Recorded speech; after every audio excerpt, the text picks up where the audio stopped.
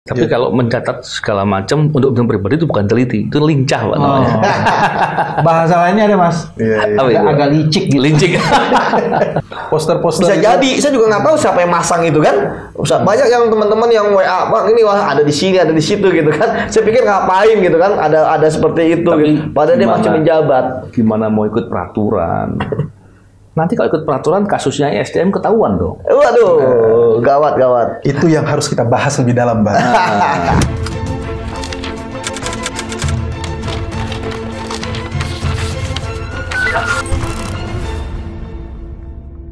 Bismillahirrahmanirrahim. Assalamualaikum warahmatullahi wabarakatuh. Salam integritas anti korupsi. Salam integritas. Alhamdulillah di bulan Ramadan ini bersama dengan Pak BW dan kawan-kawan dari wadah pegawai dulunya.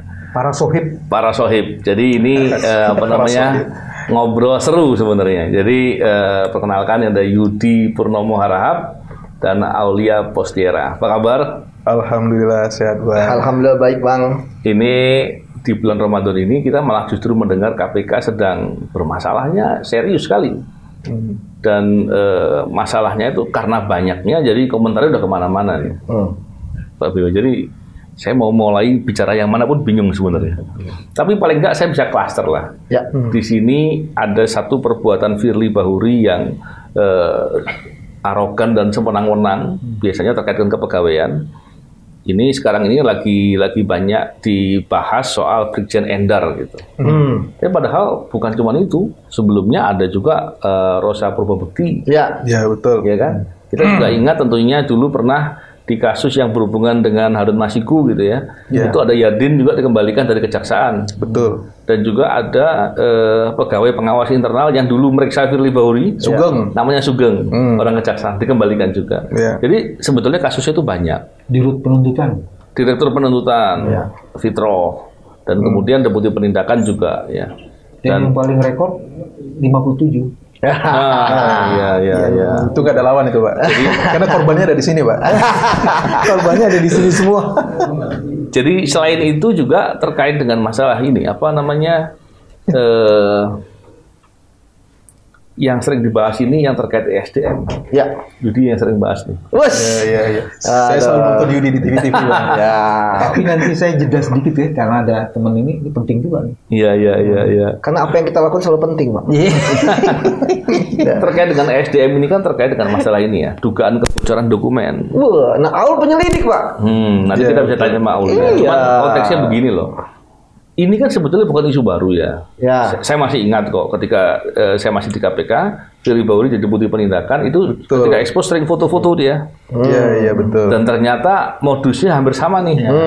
Masalahnya yang sekarang buktinya jelas. Dan ada beberapa bukti-bukti lainnya.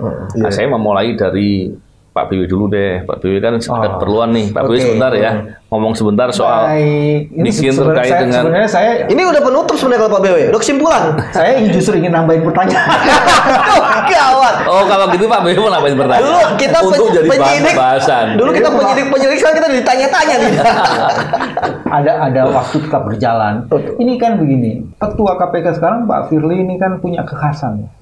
Kekhasannya itu kalau dari awal dia itu sangat teliti.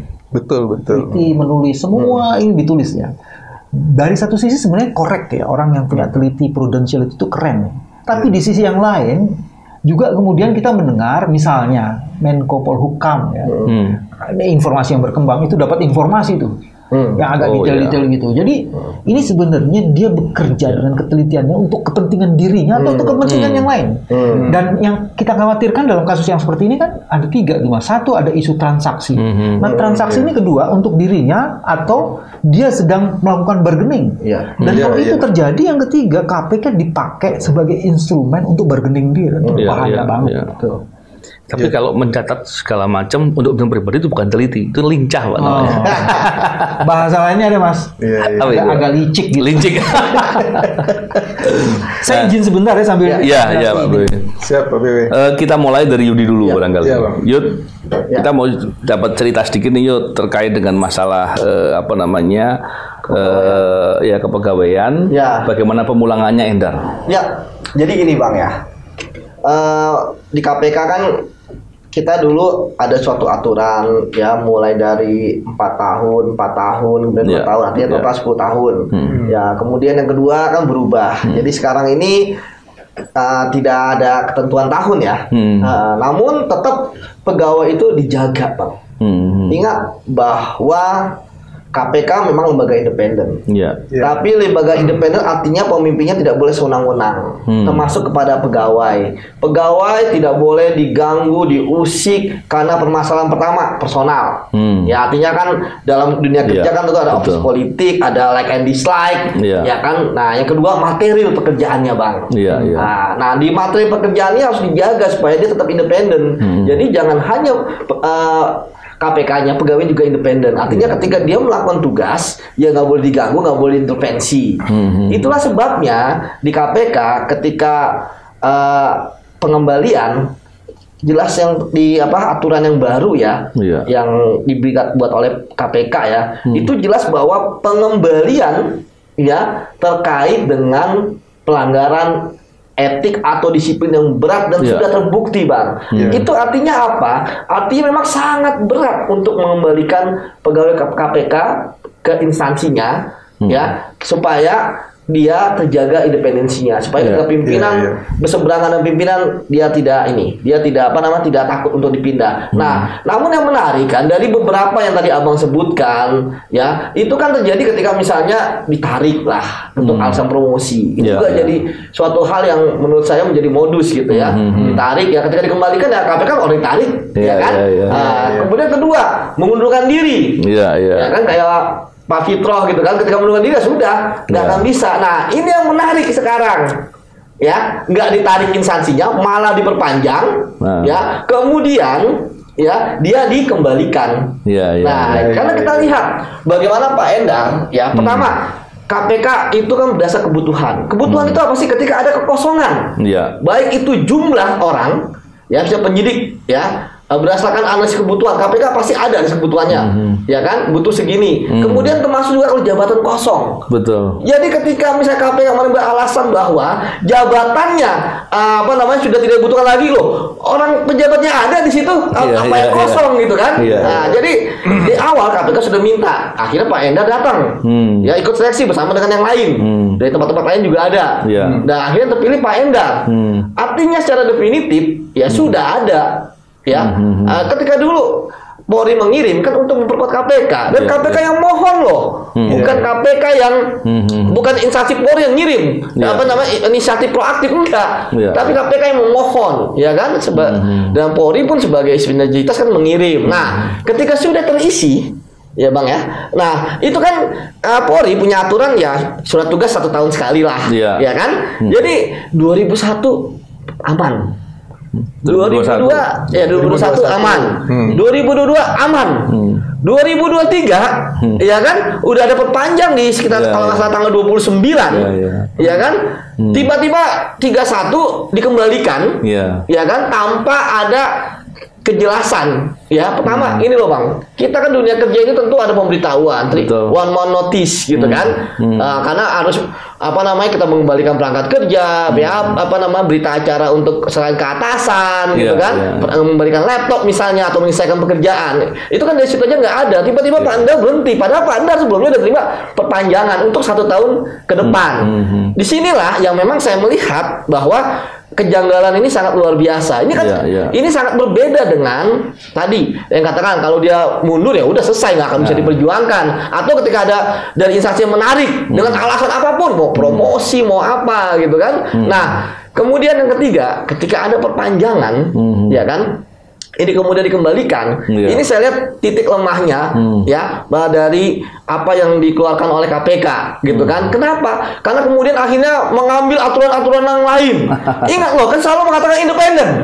Tapi aturan ini diambil, tentang PNS diambil, tentang ini diambil, padahal Pak Endar adalah kepolisian. Jadi gitu Bang. Jadi ini yang menurut saya yang menjadi titik krusialnya. Ingat loh, selama ini kita bisa melihat mereka kan dalam kutip bermain cantik gitu kan, misalnya ada kalau kayak kita kan dianggap seolah-olah ada TWK ya kan, padahal aturannya kan hanya alih status. Jadi mereka, nah yang ini akrobat ya. Akrobat. Yang ini saya lihat ya ini ya karena sering berulang kayak begitu gitu ya, upaya menyingkirkan pegawai. Disinilah akhirnya mereka menyamakan ada yang menjadi titik lemah mereka kan, kalau bernafsu mengembalikan seperti itu. Padahal ya kita lihat Endar kan selama ini juga tidak ada kode etik. Saya setuju kalau misalnya tidak ada pelanggaran, tidak ada pelanggaran kode etik, tidak ada disiplin. Kalau dia misalnya ada kode etik yang keras gitu kan, melanggar yang berat, saya setuju. Saya orang pertama yang setuju dia dikembalikan. Tapi kan nggak ada.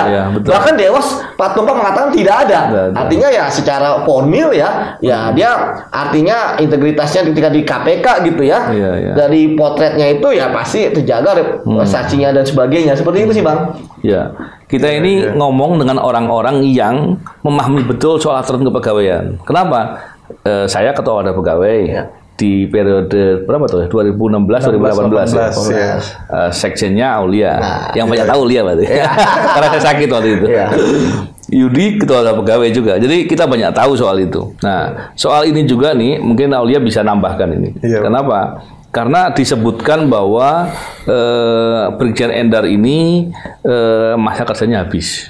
Yang pertama. Yang kedua, ada pandangan-pandangan netizen. Sebenarnya yang berwenang siapa sih yang berpanjang? KPK atau Polri? Nah, itu gimana tuh penjelasannya? Karena begini, saya mau ngasih lantaran sedikit ya. Saya ingat dulu kan memang 442. Betul. Tapi kemudian PP63 2005. Tapi kemudian ketika belakangan ini kemudian dibikin setahun katanya. Paling enggak setelah kita keluar lah ya. Karena PNS katanya. Karena PNS. Tapi PP 63 yang katanya dicabut padahal belum dicabut kan karena masih dipakai untuk penggajian. Kan begitu ya. Yang menarik adalah dibikin setiap tahun ini sebetulnya kebiasaan Polri dari dulu. Iya, zaman abang pun, zaman saya pun tiap tahun dibikin surat tugas gitu. Itu hal biasa bang. Hal biasa. Jadi di sini yang kemudian saya masih melihat sebenarnya Polri itu bikin surat tugas mereka memang biasanya begitu dari dulu, bukan baru-baru ini bikin begitu. Terkait dengan dual tadi, Aulia coba jelasin. Yang pertama tadi apa bang? Yang pertama terkait dengan tadi. KPK mengatakan bahwa Endar ini masa tugasnya habis. Yang kedua adalah ada beberapa netizen yang bertanya. Sebetulnya yang berwenang siapa? Karena ada yang berpandangan begini, bukankah KPK yang punya kerja? Mereka menggunakan persepsi orang awam yang punya kantor swasta lah gitu kan? Betul. Kurang lebih begitu. Dan saya ingin menggarisbawahi juga yang dibilang Mayudi tadi. Selama ini saya sama Aulia kan sama-sama di wadah pegawai.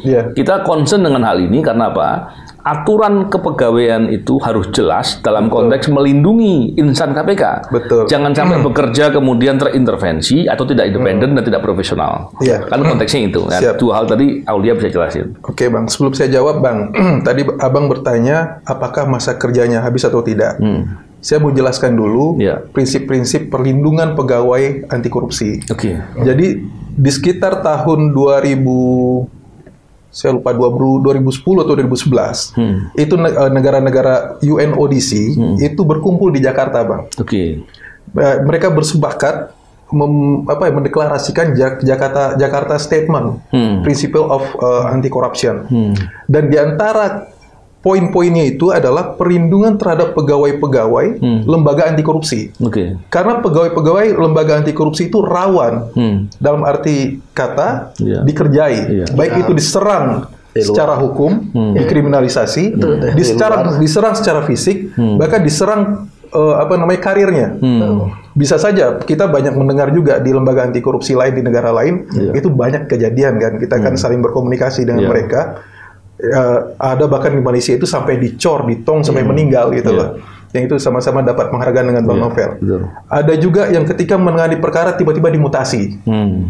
Nah, jadi disitulah sebenarnya perlindungan terhadap pegawai anti korupsi itu dalam menjalankan tugas. Nah, sekarang ketika ini terjadi di KPK, saya mendengar informasi ini sejak kita keluar bang, pasca TWK, pasca TWK ya.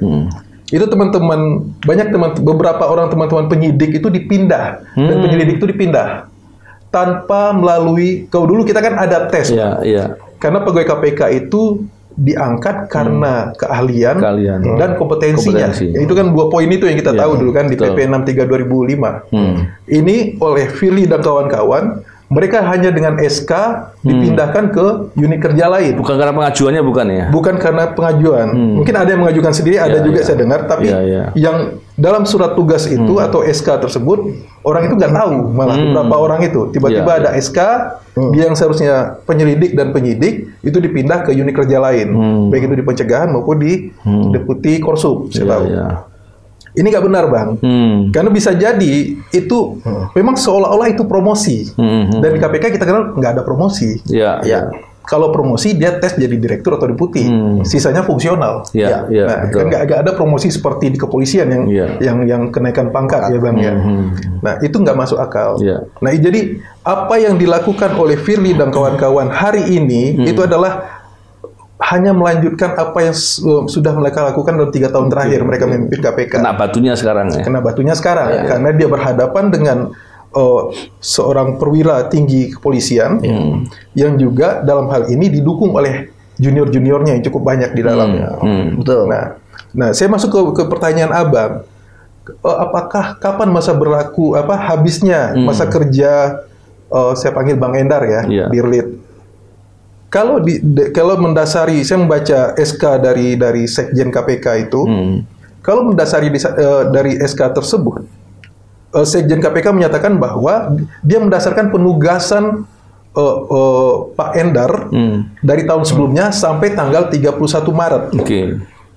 Dia mendasarkan itu. Berarti kan berakhirnya itu 31 Maret. Cuma Kapolri sudah memperpanjang di 2 hari sebelumnya. Ini agak konyol ya Bang. Tanggal 29 ya. 29 dan itu nggak masuk di considerance dari SK pemberhentian dengan hormatnya Pak Endar. Ini agak lucu gitu loh Bang. Nah makanya saya melihat pemberhentian ini bukan pemberhentian yang normal, pasti ada apa-apanya. Nah makanya saya kalau kita lihat di sosmed, di media kan macam-macam spekulasi ya Bang ya. Ada yang bilang yang mengatakan ini terkait dengan Formula E yang sebelumnya mengakibatkan Dirtut Mas Fitroh mengundurkan diri dan kembali ke kejaksaan dan juga Bang Karyoto, Pak Karyoto yang sekarang jadi Kapolda Metro kembali ke kepolisian.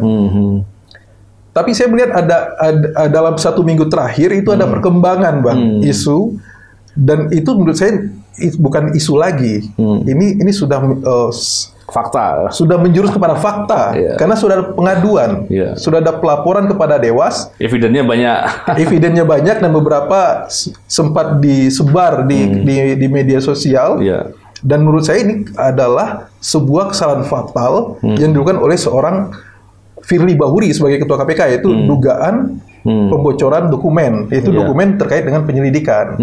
Jadi itu Bang poinnya. Jadi poinnya sebetulnya masa kerja masih. Tapi belum. Tapi kemudian dikatakan masa kerjanya habis itu berarti nggak benar dong ya? Nggak benar. Nah kalau tadi yang saya katakan yang poin kedua, mana sih yang berwenang sebenarnya Kapolri atau pimpinan KPK? Karena sering kan dikatakan begini. Orang-orang netizen, saya juga membaca beberapa komentar-komentar, kebanyakan orang awam nih kayaknya yang bertanya. Dia menganggap bahwa suatu perusahaan ketika bosnya kemudian mau berhentikan siapapun kan suka-suka dia gitu. Itu netizen kita perlu kasih pemahaman Bang. Karena KPK, Polri itu sama-sama lembaga negara. Jadi di PP 1 2022 kalau saya nggak salah yang terbaru terkait kepegawaian KPK itu betul. Juga. Jadi kedua instansi itu harus berkoordinasi memang intinya. Cuma ada kuncian di sana bahwa pimpinan KPK hanya dapat mengembalikan pegawai negeri yang dipekerjakan jika melakukan pelanggaran berat, pelanggaran etik berat. Jadi klausul itu kan kalau KPK kan dia pengembalian, kalau Polri dia penarikan. Kalau kita lihat dari dua sisi dua lembaga Dari sisi Polri dia sudah melanjutkan. Silakan pakai anggota saya. Kalau Bang Endar kan kita lihat 3 tahun cukup berkontribusi di penyelidikan. Semua kasus di KPK pasti melalui proses penyelidikan gitu. Jadi itu nggak bisa diingkari oleh siapapun. Nah, dengan kondisi seperti ini, saya melihat pasti ada apa-apa dengan Firly. Dan teman-temannya pimpinan KPK yang kalau saya lihat pernyataan di media kan selalu di backup oleh Alex Marwata itu dengan Bang Endar. Ada apa ini? Kayaknya memang Alex Marwata ini soulmate-nya Firly kayaknya. Kayak kepompong berdua. Tapi saya mau tambah satu hal. Dikit lagi ke Aulia dulu. tadi yang dibilang sama Aulia soal SK, kan dia masuk kurang lebih 3 tahun yang lalu kan. 2020 ya Bang. 2020 kan. Ketika masuk SK-nya itu untuk setahun atau untuk berapa tahun? Atau nggak ditentukan waktunya? Yang kedua, apakah KPK itu membuat surat tugas setiap tahun? Karena Aulia yang paham tuh detail-detailnya SDM. Nah ini Bang, saya agak susah menjawab Bang. Karena posisinya 2020 itu WP Yudi Bang. Iya betul. Yud, gimana Yud ceritanya ya? Bang? Tadi, Bang Endar itu ketika dia masuk KPK, SK pengangkatannya itu dibikin untuk 1 tahun dibikin SK, atau setiap tahun KPK bikin SPT. Nah, karena kita bukan orang SDM Bang, jadi kita kan SK itu kan pribadi Bang. Kita nggak mengetahui apakah itu dia perpanjang dia langsung 4 tahun sebenarnya. Tapi kalau di SK saya ya, SK saya pribadi kan itu berlaku sejak tanggal segitu. Berlaku sejak. Jadi tidak ada batas waktu Bang. SK itu memang nggak ada batasan waktu. Nggak ada batasan waktu karena SK itu hanya mengatakan kapan diangkatnya, betul. Dan digunakan untuk penggajian, memberikan kewenangan dan lain-lain. Jadi harusnya sama Bang. Betul. Dan setahu saya KPK itu nggak pernah bikin SPT tiap tahun. Yang bikin SPT tiap tahun itu adalah dari Polri-nya atau dari instansi asal yang memberikan penugasan. Nah, di sini ketika dikatakan ini saya mau menjawab pertanyaan tadi ya. Bang, sebenarnya Abang lebih layak jadi narasumber. Saya aja jadi host ini hari ini, Bang. Gimana, Bang? Nanti gantian lah ya, Tapi gini, setahu saya KPK tuh nggak pernah bikin SPT tahunan. Yang bikin SPT tahunan itu instansi asal. Betul. Nah, di situ kan akan menunjukkan kan sebetulnya ketika Kapolri membikin SPT, ya memang tiap tahun dibikinnya begitu, gitu kan? Betul. Apakah Kapolri, apakah Wakapolri yang menandatangani? Tapi kan terkait dengan itu, kemudian ketika KPK mengklaim masa tugasnya habis, ini menurut saya kebohongan. Betul, jelas itu. Kebohongan kenapa? Dari mana dasarnya? Begitu juga saya ingat saya nih, Yud. Bukankah sebelum tanggal 31 kurang lebih 1 minggu atau 10 harinya atau sebelum itu kan ada rapat pimpinan yang kemudian memutuskan tidak diperpanjang. Ini kan lucu gitu ya. Seperti dikatakan Yudi tadi, mana mungkin bisa seperti itu ketika dasar dalam peraturannya adalah hanya diberhentikan apabila ada pelanggaran etik berat kan gitu. Jadi kalau ditanya, kalau pandangan saya nih, kalau pertanyaan awal tadi, saya yang jawab nih. Gimana menurut Abang? Kalau siapa yang berwenang, KPK atau Polri, menurut saya bukan dua-duanya, tapi peraturannya. Betul.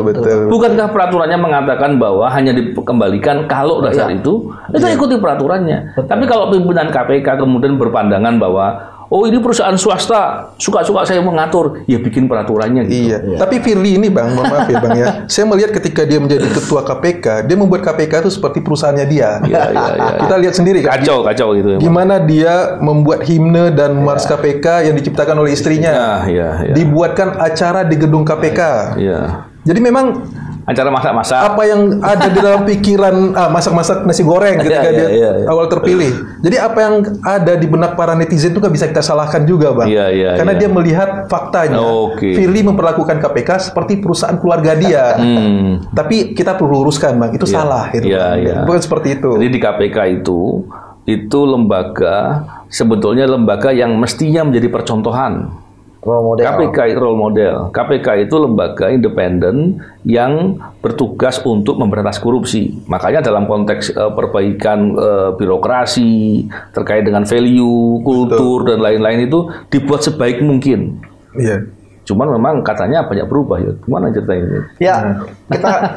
Saya sepakat dengan dikatakan oleh Presiden Jokowi kemarin bahwa untuk permasalahan Endar ini kan pertama jangan bikin gaduh. Dan yang bikin gaduh ya Firly CS gitu kan. Tapi Ali Firly bilang saya katanya. Karena Abang bikin gaduh Firly. Gitu. Karena bikin gaduh negara Firly. Gitu. Karena harusnya bagi mereka ketika memulangkan jangan ada yang protes, terserah saya kan. Tapi kita bicara mengenai idealisme, kita bicara mengenai masa depan Indonesia, kita bicara jangan sampai KPK dijadikan alat gitu kan untuk kepentingan pribadi. Nah, balik tadi perkataannya Presiden Yang pertama jangan bikin gaduh. Artinya kegaduhan dilakukan oleh pimpinan KPK ketika mengembalikan tanpa alasan hukum yang jelas akhirnya janggal. Kalaupun dibuat ada ini ada itu, saya pikir itu alasan mengada-ngada untuk menyingkirkan. Kan? Kemudian yang kedua, saya sepakat lagi dengan pernyataan Presiden bahwa kembalikan mekanismenya itu yang diatur. Ya, atur tadi sudah kita bahas. Ya diatur, lu boleh kembaliin dia. Ya kan, ketika dia melanggar etik ataupun disiplin berat, ya kan, kalau itu saya katakan saya orang pertama setuju gitu kan, kan nggak ada, gitu. Nah, tapi ya kayak dulu ingat Bang kita TWK, Presiden bilang jangan memberhentikan, 75 itu orang. Pidato 17 Mei 2021. Ya saya pikir ini nggak akan digubris oleh Firly ya, karena menurut saya Firly CS ini ya itu ingin supaya kepentingan mereka apapun yang mereka lakukan itu tidak ada yang menghambatnya. Saya nggak tahu apa kepentingannya. Nah, kita lihat aja kepentingannya. Nanti kita lihat nanti Firly mau ngapain dan ngapain. Ada hubungan dengan baliho, dengan poster-poster. Bisa jadi. Saya juga nggak tahu siapa yang masang itu kan. Banyak yang teman-teman yang WA, Bang ini wah ada di sini, ada di situ gitu kan. Saya pikir ngapain gitu kan. Ada seperti itu. Gitu. Padahal dia masih menjabat. Gimana mau ikut peraturan? Nanti kalau ikut peraturan kasusnya SDM ketahuan dong. Waduh, gawat. Itu yang harus kita bahas lebih dalam, Bang. Kasusnya di SDM ini kan adanya di penyelidikan. Ya, betul. Direktur penyelidikannya harus pergi. Ya. Kalau dia nggak pergi, bahaya buat Firly. Ya. Terus bagaimana ikut peraturan? Jangan ikut peraturan. Betul. Singkirkan segera. Itu. Kalau perlu tadi kayaknya Abang baru habis ketemu Firly kayaknya. Kayaknya sangat menghayati. Dan tadi saya mencoba memahami. Tapi bicara soal itu ya, Aulia kan. Siap, Bang. Alik Marwata kan bilang tuh, yang bocor cuma sprint lead kok, tidak berdampak. Kan penyelidikan yang ahli Aulia. Siap. Berdampak sih nggak gitu? Apa jangan-jangan si Alik itu berbohong?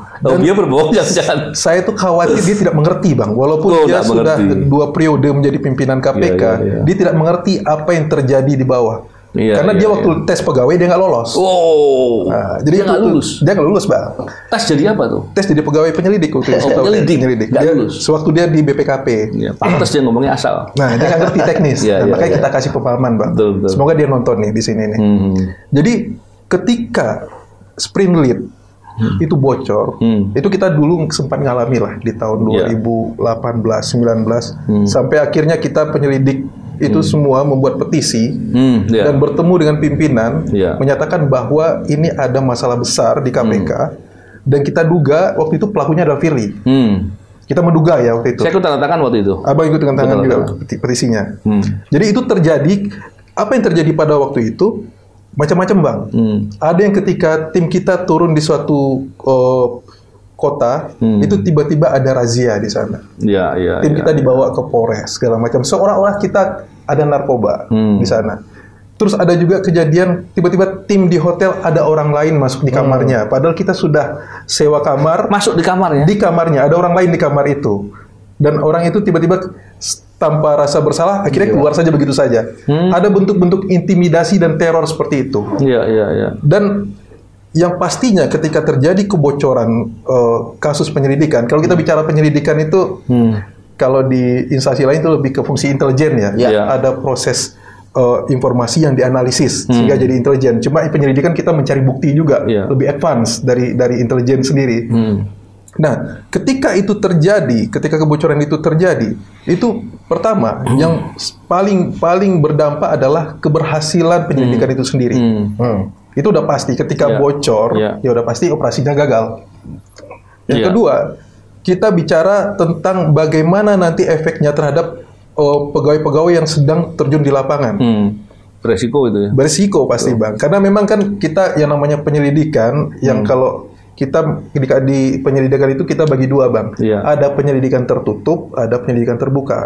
Penyelidikan tertutup ini outputnya adalah OTT. Penyelidikan terbuka itu ya kita melalui pemeriksaan, pemanggilan, atau kita lebih di KPK itu mengenal dengan istilah case building. Nah, ketika penyelidikan tertutup itu bocor atau diketahui oleh pihak lawan, maka itu akan berbahaya bagi pegawai-pegawai KPK itu sendiri di lapangan. Ini bukan soal hanya kegagalan, tapi soal nyawa, soal keselamatan. Resiko. Nah, jadi menurut kita pun di penyelidikan, Bang, ini sekedar sedikit cerita. Kita di satgas-satgas penyelidikan itu, walaupun sehari-hari kita duduk belakang-belakangan, kita saling tidak tahu saling mengerjakan apa. Karena lebih baik saya tidak tahu teman saya mengerjakan apa daripada saya tahu. Kalau saya tahu, saya pasti kepo, Bang. Ini dia lagi ngapain sih? Ini apa sih? Bahkan ketika mereka kalau melakukan penangkapan atau istilahnya kalau di penyelidikan itu bungkus, ketika mereka bungkus, kita pun nggak tahu. Bahkan orang luar bertanya, itu ada penangkapan ya? Kasusnya apa sih? Kita nggak tahu sampai 1 kali 24 jam. Atau ketika penangkapan itu terjadi, Satgas kita dilibatkan untuk membantu. Barulah kita tahu kasus seperti apa. Seperti itulah KPK itu sejak dulu menjaga integrity, gitu, Bang, menjaga kerahasiaan. Karena kebocoran, pastinya kebocoran informasi, kebocoran terkait dengan kasus hukum yang melibatkan pejabat-pejabat high profile, itu potensial itu disalahgunakan untuk pemerasan, untuk suap. Kita lihat kasus Robin, itu mantan penyidik juniornya Yudi di penyidikan. Nah, itu kan jelas ya, dia dapat bahkan lebih dari 10M belasan M, hanya dengan menjual informasi. Nah, saya menduga kalau ini terjadi pada Firly, saya patut menduga sebagai penyelidik, saya biasa membangun hipotesis, Bang. Ketika ada indikasi tertentu, saya akan bangun hipotesis, dugaannya tidak hanya kebocoran, dugaannya dugaan menerima suap juga atau pemerasan. Saya bukan menduga, saya malah yakin. Di atasnya lagi sedikit. Yakin. Tapi kaitannya beginilah. Ini bocornya, apalagi bocornya kepada pihak berperkara. Iya, itu makanya, Bang. Makanya parah, kan, wah, jadi ini skandal berat. Dan gimana ya? Aku mau tambah satu, Yud. Saya kasih poin untuk Yudi jawab ini. Karena sekarang ini kalau melihat kondisi ini, kita tuh prihatin sekali. Dan saya yakin kok, kejadian ini pasti membuat di internal KPK juga pada marah. Gitu ya. Terus pandangannya Yudi kan sering ngobrol sama teman-teman. Pandangannya Yudi, apa yang terjadi dan bagaimana respon teman-teman seperti apa, Yudi? Yudi ini masih ketua WP, Bang. Asal Bang tahu. Jadi Yudi ini adalah ketua WP KPK seumur hidup. Karena ketika dia berhenti jadi pegawai KPK, WP dia bekukan. Jadi dia masih ketua. Jabatan nggak dicopot? Nggak dicopot. Nggak ada pengganti WP? Nggak ada. Sekarang nggak ada WP di KPK. Oke, Pak Ketua, gimana Pak Ketua? Siap. Jadi ada yang menarik ya, Bang. Ketika saya nangani kasus, kadang-kadang orang bilang, kasus itu kecil. Ya kan? Kayak misalnya, ketika saya nangani wali kota Tanjung Balai misalnya, cuma wali kota Tanjung Balai. Ya, kemudian kita seperti biasa, ketika ada sprindik kita datangin ke sana, kita geledah, ternyata menemukan hal yang luar biasa. Kasus Robin ya. Kasus Robin. Iya. Kan? Dan diduga ada pihak-pihak lain di KPK yang belum diungkap. Tapi ya sudah, apa namanya? Tapi kan itu kan yang bisa berkembang ke wakil ketua DPR. Ya, berkembang ke. Jadi Aziz Samsudin. Padahal hanya dari wali kota Tanjung Balai loh, Bang. Iya. Nah, itu saya background bahwa dari kasus kecil itu bisa kemana-mana. Artinya baru ya, maksudnya oke lah sekarang mungkin dulu dugaan-dugaan ada si ini di Kota Pandora tapi kan kasus ini kan nggak akan kadaluarsa dalam waktu cepat kan, bisa belasan tahun gitu, 1 tahun nanti kita diungkap lagi. Nah kemudian kemarin kasusnya kan awalnya hanya mungkin ya, ada sekitar 10 orang ya jadi tersangka yang menurut saya kan permainannya ini kan permainan yang biasa dan mudah gitu ya, kasus kecil ya. Apa namanya dari 2021 2022 kemudian pegawainya juga nggak ada yang lingkupnya jabatan eselon 1 gitu kan, seperti itu. Dan tapi ini menarik kan ketika kesana gitu kan, tim melakukan penggeledahan kemudian ternyata ditemukan. Ya kemudian ramai kan. Awalnya disanggah. Itu biasa disanggah gitu kan. Dan saya pun nggak yakin gitu kan. Bahkan ketika ada yang melaporkan, saya melaporkan apa gitu kan. Tentu kan kita juga sebagai penyidik kan, mantan penyidik kan fakta-fakta gitu dilaporkan gitu. Nggak mungkin gitu kan. Ada itu kan laporkan kepada KPK karena pembicaraan di SDM. Saya bilang kok bisa gitu kan. Ketika nggak kepercaya itu tiba-tiba kan sekarang begitu saya lihat ada sebuah akun Twitter ya. Dan di situ kemudian saya menganalisis ya. Pertama dari akun Twitter itu kan sudah Twitter yang mana ini? Yang rakyat jelata ya. Dari rakyat jelata kita saya baca lagi kan. Wah, ini kok pengalamannya pas detail gitu kan. Pertama bahwa terkait dengan ini dulu Bang. Dokumen ya, spill lah dokumen. ketika di spill dokumen itu yang dimunculkan kan hanya 2 lembar. Nah, tentu loh, kata kita kan bukan sprindik atau kan apa, itu ada dokumen yang kalau saya lihat, saya baca substansi nama-namanya adalah orang-orang yang mungkin orang-orang itu udah baca itu, ya kan? Ada nama gua di situ, ya kan?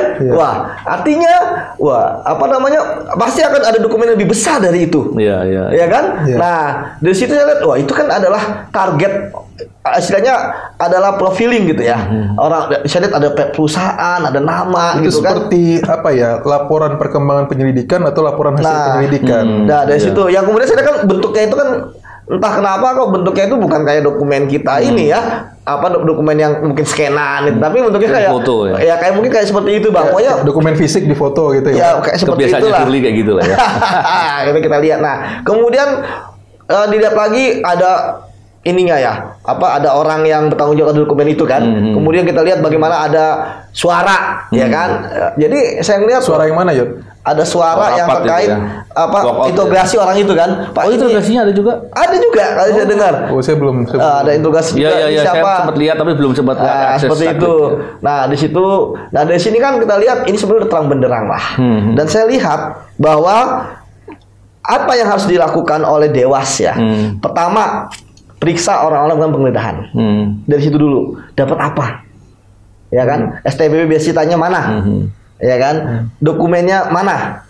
Ya kan? Kemudian setelah itu pemeriksaan dapat ini dokumen dilihat. Wah, ini kan nggak mungkin dokumen itu secara goib bisa ada di situ. Atau dia datang sendiri kan? Pasti ada perantaranya siapa. Ya, kemudian kedua, Dewas juga harus mengambil rekaman interogasi dari orang SDM itu. Ya kan? Kan ada tanya jawab antara apa namanya yang menggeledah sama orang SDM itu. Hukum SDM. Ya, orang SDM. Ya, pokoknya orang SDM lah. Ya kan yang di ini gitu kan. Nah, itu ada pasti kan, ingat Bang, kita geledah itu kan ada tim FR. Filing and recording. Semua terrecord itu. Jadi orang itu nggak akan bisa bantah. Kalau lu kasih tahu seperti ini, ada kemungkinan nggak rekaman di FR itu akan dihapus juga? Nah, kita akan lihat ya, Dewas juga sih. Kalau misalnya dihapus, kan kelihatan jejak, Pak. Kan kita ada cerita kemarin, ada CCTV yang dihapus. Jangan sampai rekaman FR, filing and recording yang itu merupakan standar prosedur penggeledahan KPK, chain of custody, itu hilang juga. Nah, itu kalau gitu, poin jelasin itu di stop dulu. Wah, kita jangan cerita sampai jauh lagi. Karena nanti ngasih tahu Firly untuk ngaku. Itu gawat, Bang. Saya pikir itu saya pikir itu sebuah prosedur yang ini, Bang ya. Kalau saya lihat dari penjelasan Yudi tadi, ini perbuatannya bukan etik. Ini kejahatan. Pidana, udah. Pidana, Bang. Pidana, iya. Ini pelanggaran lagi. Ya, pasal 21 menghalang-halangi penyidikan itu bisa. Pasal 85 Undang-Undang Arsip itu bisa. Oh iya, membocorkan. Ada beberapa kejahatan lain. Iya, banyak. Dan oleh karena itu saya berpandangan ini sangat pantas dilaporkan ke pidana. Dan saya dengar memang sudah ada beberapa kawan-kawan yang melaporkan. Hari ini juga katanya ada lagi, Bang. Iya. Semakin banyak semakin bagus karena kejahatan yang dilakukan dengan menggunakan kewenangan negara itu pengkhianatan. Betul. Jadi saya pikir kita nggak boleh biarkan. Kita sudah membahas ini dan kita berharap semoga ini menjadi momentum bagi KPK untuk dibenahi dan sekaligus pimpinan-pimpinan KPK yang mungkin ada yang bersekongkol itu kan juga harus diusut gitu. Betul. Barangkali kalau nanti ada ya, kita juga berharap harapan kita semua, harapan rakyat Indonesia agar pemberantasan korupsi ini menjadi lebih baik. Amin. Itu bisa ada titik terang lah gitu. Kalau sekarang saya melihat gelap sekali gitu. Suram, Bang ya. Suram. Ya semoga aja kesuraman ini segera berakhir ya. Amin. Karena kita yakin Indonesia semakin lebih baik. Betul. Amin. Apalagi pimpinan ini kan tinggal menghitung bulan lagi, Bang. Desember selesai. Betul. Ya, jangan sampai jadi beban buat pimpinan berikutnya. Beban negara yang pasti. Dan ini juga kita mengingatkan ya ke pimpinan KPK, ke Ali Fikri. Saya suka balik-balik itu. Karena memang akrab, Bang. Dan wajahnya agak mirip memang. Mirip. Ali Fikri dan lain-lain.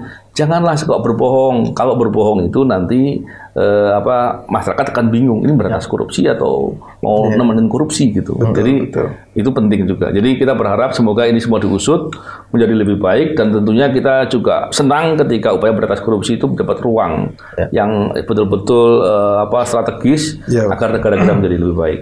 Betul, Bang. Mungkin kita itu dulu Siap, Bang. ngobrolnya, dan luar biasa tadi masukan-masukan dan diskusi-diskusi kita tadi. Semoga juga orang-orang ini yang akan berbuat jahat di KPK terutama mendengar diskusi kita dan kemudian mereka urungkan niatnya. Betul. Apalagi bulan Ramadan. Nah, ini bulan penuh magfirah. Mohon ampun, Robil Firli. Ya Allah, ampuni aku. Ya, jangan terus karena Firli maka boleh berbuat jahat gitu kan. Jadi nggak boleh. Oke, saya pikir itu. Terima kasih banyak Yudi dan Aul. Semoga diskusi ini bermanfaat. Salam integritas, anti korupsi. Assalamualaikum warahmatullahi wabarakatuh. Waalaikumsalam.